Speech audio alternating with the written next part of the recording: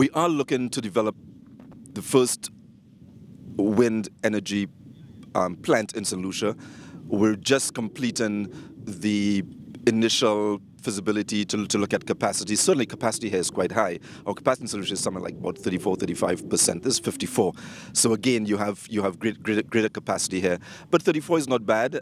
And it's a matter of working through the details with the developer, ensuring that in the final analysis you get a power purchase agreement that connects to a reduced tariff. And working that out is perhaps the biggest challenge. And that is where, again, support from international partners, from legal firms, so you can defer that cost to these islands as we work out these arrangements. As I said, both are islands, even though one is from the Indian Ocean, the other is from the Caribbean.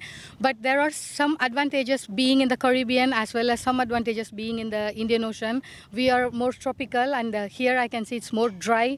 But still, we all have the solar as a very important power, as a common thing, and we can work on things that help us to exchange. And Seychelles is not very friendly with wind. I heard that it is 10 meters per second, but for Seychelles, it's the maximum you can get at times in the monsoon season is 3 meters per second. So you can learn exactly where we lead and where we lack by comparing the islands. Yeah, the Prime Minister's speech definitely showed his enthusiasm and passion for this initiative. It shows that he is committed to getting Aruba to the objective of 100% green and 100% renewable sources in the country. So, I mean, that sort of commitment and passion is definitely good for this sort of program because it shows the leader of the country is totally behind it. PV is sort of what is the thing for the Bahamas. I'm saying the PV installation at the airport was very interesting.